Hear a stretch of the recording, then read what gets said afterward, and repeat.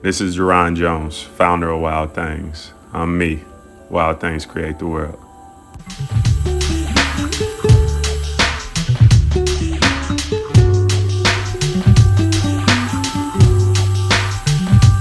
All right, welcome to Fashion Forward ATL. I'm Sam here with Jerron, founder of Wild Things brand.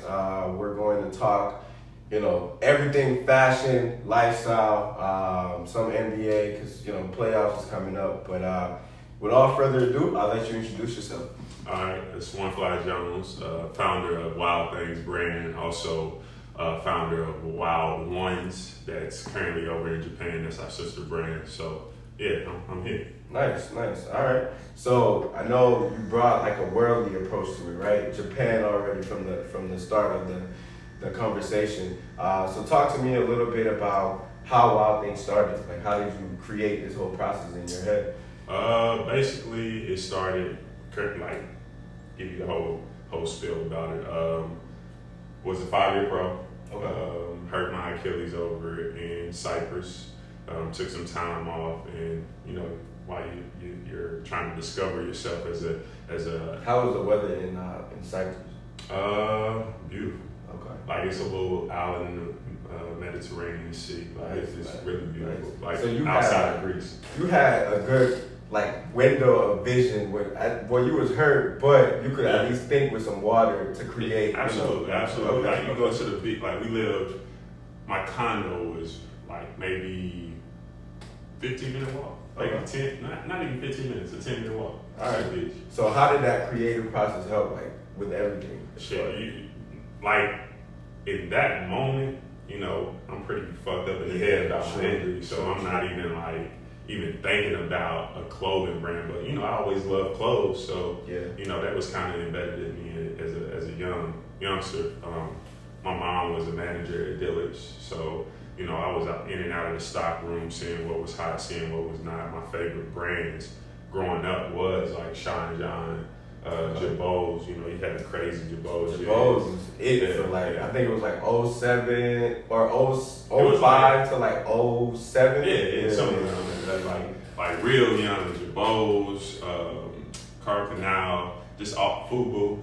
Everybody wanted the FUBU with the fat. What was it? The Fat Album. Yeah, The little shiny 2-piece joint. Yeah. I can remember all those brands like Eniche, E-Nice. I couldn't figure out how to say it. Like E-Nice or Eniche? Like Eniche. Yeah. Okay. Eniche. So, started, you're heavy into fashion as a child, got hurt. Where did the creative process kind of start? So in that process of being hurt, my mind's going everywhere. Yeah. So one of my favorite books is Where the Wild Things Are. Mad Max, the character in there, he went to a place where he felt most love. So I took that whole concept and just put it with the bear. So the bear represents life. No matter what you go through in life, you gotta remain king and queen of your world. That's why it has a crown. The stitches on it is if those are like our internal wounds as people. If we were to flip ourselves inside out, we would look like that because we got to stitch ourselves back up. And no matter what's going on internally, you got to keep it moving. That's a great conversation piece. If anybody asks me, for sure. What are you wearing? let me educate you real quick. It's got a lot of meaning behind the brand, man. I'm really proud about the meaning. You know what I'm saying? So, how did the process talk to me about how we get this image on this print? Because if you look at the tee, it's not screen printed. It's not something that washes and fades. It's actually it's like a director. Yeah, it's like a director garment. So when I first started, I started off with hats. It was just straight like prints on New Era, like an embroidered hat. I was in New York and I was doing a whole bunch of hashtags.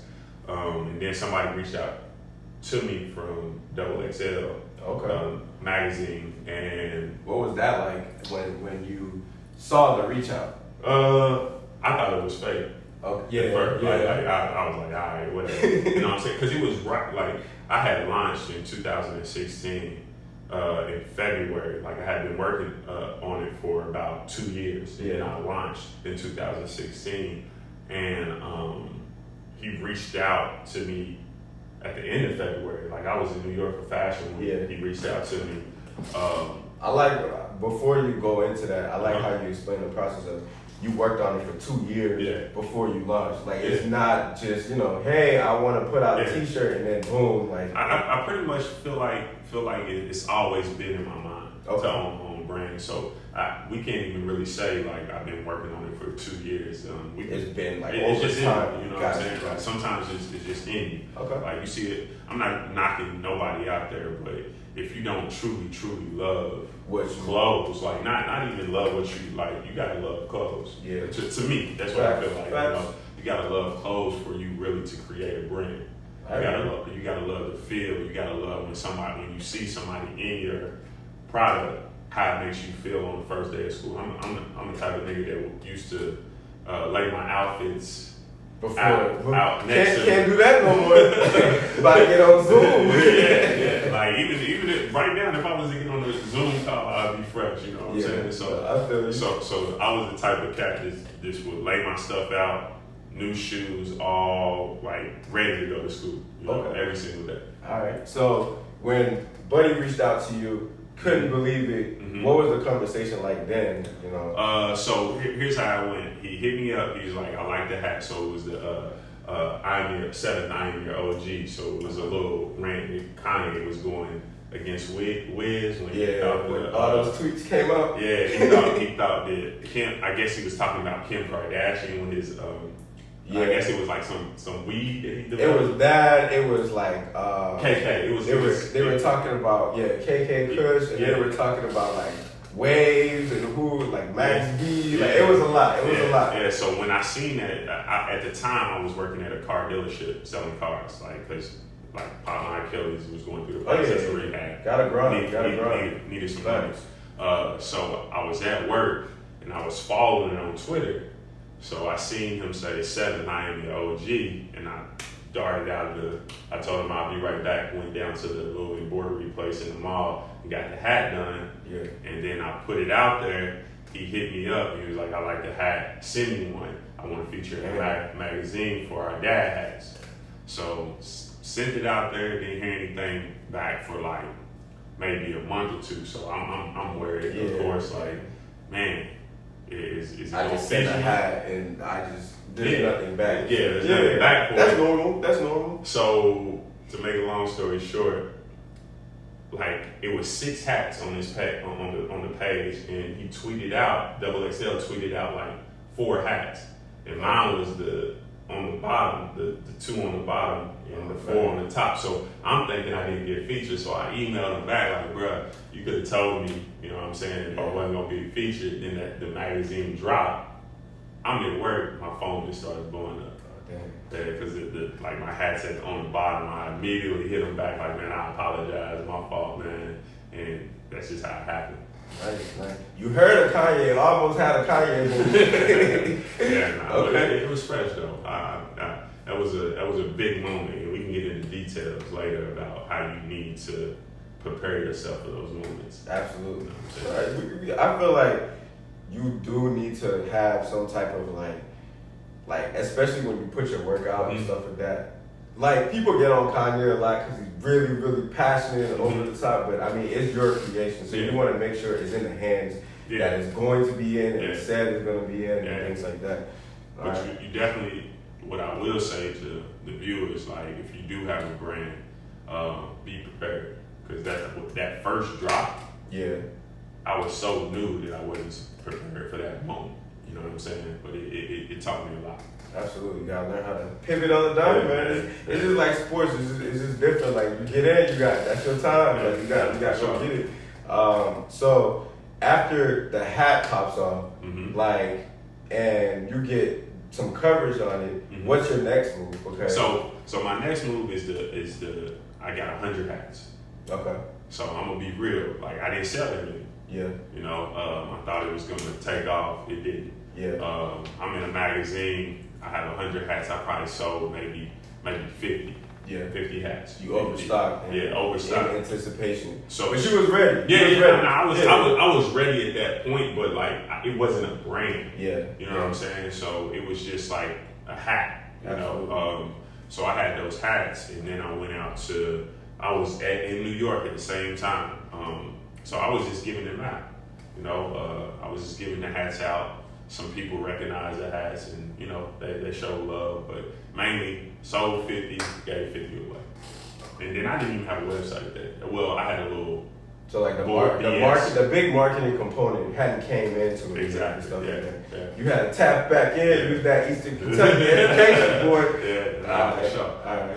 So after the hats, at that point, does the brand have shirts, shorts, and everything yet, or is it just still hats? Nah. It just had. I was completely hats. And then I started making. I started to get one-offs.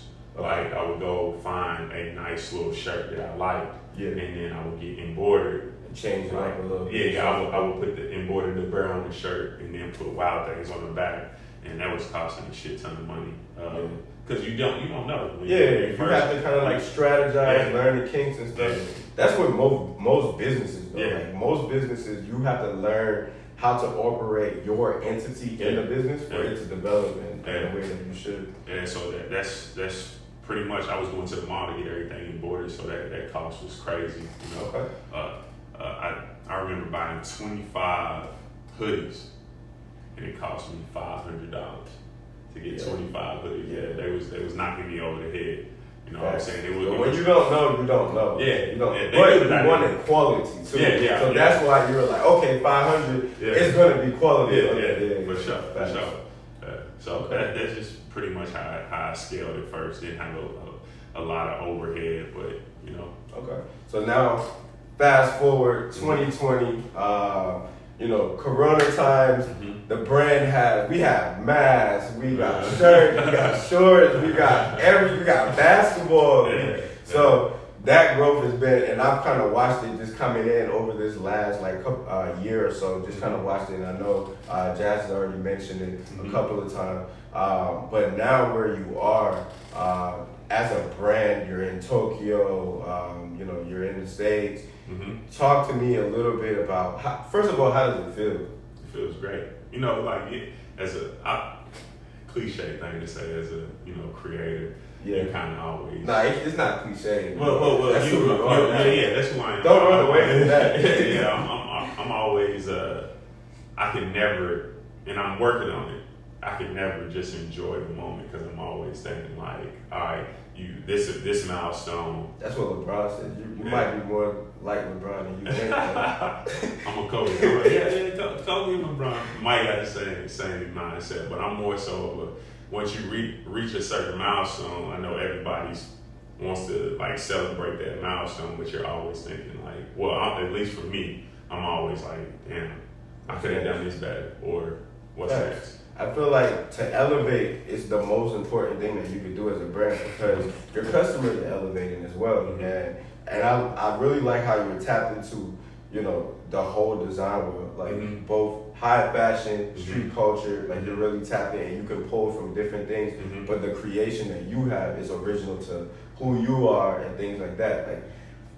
This basketball is a product of you, right? Yeah. So basically, how I came up with this basketball, I designed the box and the basketball. Okay. So the box, we had 2 corner stores in my neighborhood, Winburn. Shout out Winburn. Okay.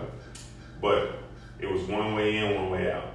And it was a basketball court there. That's where I developed my love for basketball. So the bricks represent the corner store, and then it says at the top of it, we hit the corner store before we hit the court. Before we used to go play basketball, I would go in the corner store, get you, the hot fries and the pickles and paws, and all the little drinks or whatever.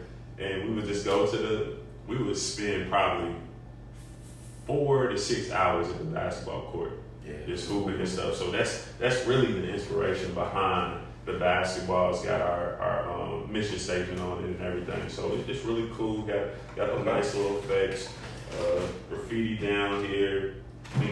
I really proud of this basketball. I rock with that, and I feel like I mentioned earlier, as far as you, just because you being a basketball player, transitioning into the fashion world, it incorporates all that aspect of it. And I believe, man, you know, they in the NBA they're really showcasing the fashion part. But I feel like ever since, you know, Allen Iverson made basketball cool, you know, I was a real big Jordan fan and Kobe fan, but let's be real, like Allen Iverson made basketball cool, you know. Yeah, I feel like I always feel like he took a lot of like punishment, like the do-rag, the tag, the chain, cornrows, but it was building in the generation that was watching him. Like I remember that Reebok commercial when they were like passing the ball around. Yeah, like all that.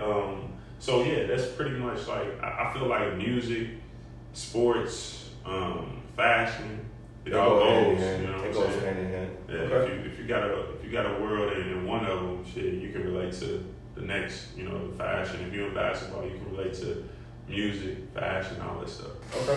So I'm gonna try to get to know more of Jerron the person, right? Okay. So I'm gonna do a quick little segue. Okay. We're gonna try to learn a little bit about you, and then go from there. So I'm gonna ask you just some questions, personal. Okay. Top 3 rappers that you listen to right now. Whew. I'm a certified lover boy. You know what I'm saying? Drake. I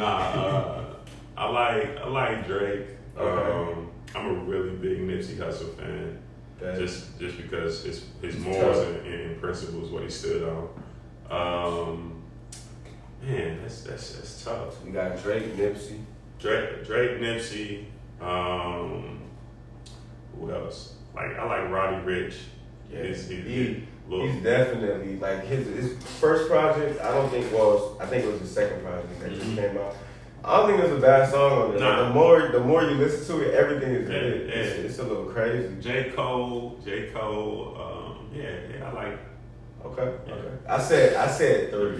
Yeah. So we got Drake, Nipsey, Roddy Ricch, or J. Cole. Who you picking up? All right now I'm probably not even. I'm gonna go Lil Baby as 3 because he's sliding on everything. Yeah. Everything. Right? Everything he touches, he's killing. Yeah. All right, so this is a little bit of top 1. Top 3 designers right now. You can include, or top 3 brands. You can include Wild Things if you want. Top 3 brands. Wild Things number 1. Okay. Of course.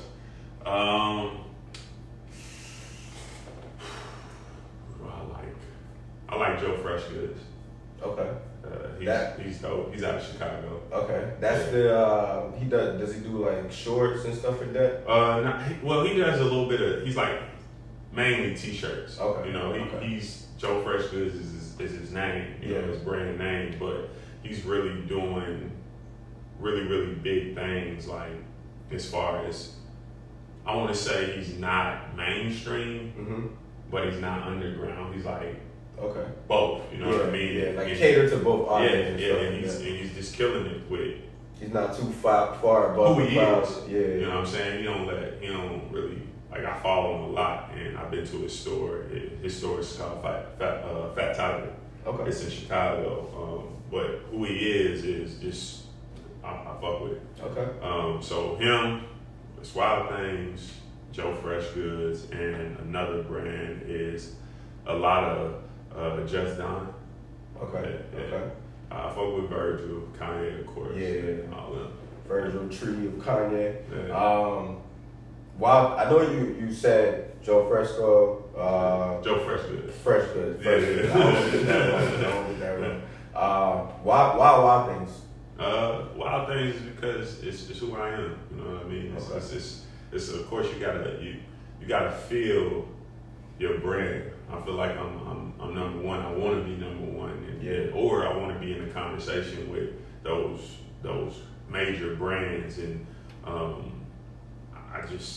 feel like you're on your way. Number one being, it's authentic. Yeah, that's the first thing when I take a look at a brand and when I decide to wear it and stuff like that, it's authentic. It goes right. Yeah, like it goes with everything. Yeah, like I can style it up. Where if it's like a certain fit, I can make it a little bit dressy. I can make it comfortable. I can make it beachy. Like that's the goal. It works with everything. Okay, so top 3 cities in the U.S. to visit. Atlanta, of course. Atlanta's a great city. Okay. I love New York. I love New York. And Just good things happen for you in New York, boy. I know. It's this. Shout out to Complex. I was featured in Complex too. That's a little stunt right there. That's subtle. That's subtle, but loud. That's a stunt. And we can talk about that story after this. Okay. Yeah, Atlanta, New York, and of course LA. Okay. I feel like LA is definitely a good vibe. Yeah, LA is fun. Yeah, you never feel rushed in LA. New York, like, it could get. I love New York, but they need to do something about, like, they gotta clean it up. Man. Nah, but the hustle though. The hustle is there. The hustle is there. The story behind the complex too. Like, I was with my man, my cousin Dory. We was just in, I guess, New York. We was just visiting. I think we wasn't there for anything for sure. Yeah, we was just there. But I hit up this dude that worked at Complex in a DM on my Wild Things page and was just like, man, I'm gonna send you some stuff. He hit back and was like, all right, just send me, gave me the address. Yeah. And it was the Complex address downtown in Manhattan. So I was like, man, I'm gonna be How did you find out it was Complex address? When you typed it in? Well, nah, he wanted me to send it to Complex. You're like... Yeah, so I was flying to New York the next day, I believe. Yeah. And I was just like, man, don't send it to him. I'm dropping this shit off right away to him. Yeah, so me and my homie, we go to Complex, and like you gotta go through security, it's got an office, and then you gotta go through the elevator. But I didn't know that it was secure like that. Yeah. Like you gotta show identification, and you gotta go to the top floor. So you can't just drop off packages. Yeah, so random buildings in New York. You just can't go in there. So I'm like, fuck, man, what we gonna do? Because this dude don't know me. Yeah. But the security guard, it's this woman. I forgot her name. I should have forgot her name. I think I got it in my phone.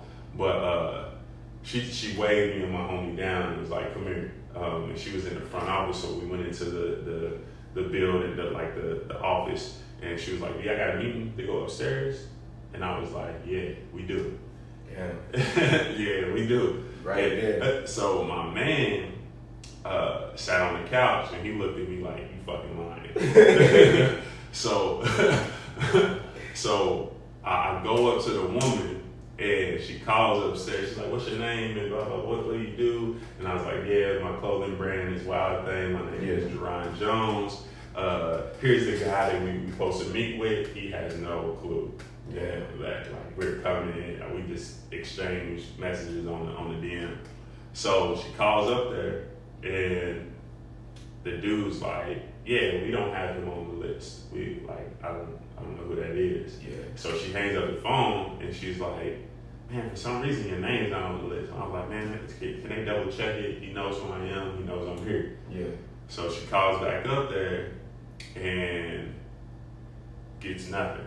So she looks at me and hangs up the phone, and she's like, do you really have a meeting today? And I smile and say, no. Yeah. So she's like, okay, let me see what you do. That's God, bro. That's God. She was like, I want to see what you do. So I had before I went in there, I had a little brochure thing printed up right before I went to Complex. Yeah. So it was just like, that's God. You know what I'm saying? Like you said. So I give it to her. She likes what we have going on. And she's like, man, people don't do this anymore. People don't just like come in places and try to, you know what I'm saying? Organically hustle. Yeah, organically hustle. I mean, nothing wrong with sitting behind a computer, but sometimes you just gotta go get it. Especially if you're in New York. But you gotta work it. You gotta work it both ways. Yeah, true. You know what I'm saying? In this climate that we are, everybody has a brand. Yeah. Everybody's doing something. So facts. The internet is big, but it's also about the street hustle too. You know, you gotta trap out your trunk a little bit. Yeah. So she called up there. She said, "Here's what I'm gonna do for you. I'm gonna tell the dude that he got a package down in the mail room. And you be down there waiting on him, and you just send it to him. You know what I'm saying? How you tell him exactly everything you told me. Yeah. And just keep it like that." So she called, we met him down there, And he was just like, man, I appreciate you hand delivering this to me. That's dope. Yeah, you know that's what I'm saying? big. That's So very big. that's just how And that's good notoriety as well. Yeah, like, absolutely. You build connections and stuff, just doing things. Like I said, organically, Yeah. that's why the brand has an organic feel to it. Appreciate Because of that. you know, the product behind it and Yeah. things like that. Face card is big. Absolutely, absolutely. Yeah, for real, especially like you mentioned earlier, when you're in like streetwear culture or design, there's so many different designers and stuff like that. It has to be something that resonates with your consumer in order for somebody to be like, Absolutely. okay, yeah. Absolutely. All right. So complex issue. You know, like I said, fast forward to now where we have so many different things with wild things going on. Just in closing, talk to me a little bit about where can we find Wild Things brand and how can we go about purchasing it, and you know what all do we have available? So we got hats, we have shorts, of course. These are fire. So These are fire. I'm about to have some I'm gonna take over. So we have the shorts, we have jackets coming, we have the whole nine coming, you know. You can find us online right now, but we got some things in the work that, you know, will be in retail stores real soon. We can't be too loud, but a little loud about Okay, it. nice. Look out, soon come. Tokyo, we're in 2 stores over there. We sold out. We're gonna work on our next batch here soon. Okay. I'm working out the deals right now as far as getting back into dry goods comfort. That's the store over in Tokyo. There's some other things, man. We got a lot going on. And I'm sure like we'll have continued conversations Absolutely. about over time about the evolution of the brand and stuff like that. But man, from me just seeing it, I would just like to tell you like I'm proud of you, proud of your evolution. You know, also you're a father now. I am one too. Congrats on that. You know, girls, man. We got some girls. So gotta leave a legacy behind. You know, things like that. So I definitely think keep doing your thing and keep elevating, man. I appreciate that. I can see the growth in the products and things. And like Thank me, when I shop, I like to see like cloth. Like I want to see like fabric stitching and everything like that. And I see like you're not just putting pictures on a T-shirt and trying to sell them. Like it's authentically made, like produced and stuff. Yeah, but for quality too, that was my main goal, is getting to that quality, and we got there this year. So that's another milestone that we hit. And then I got another spot. Let me go surprise.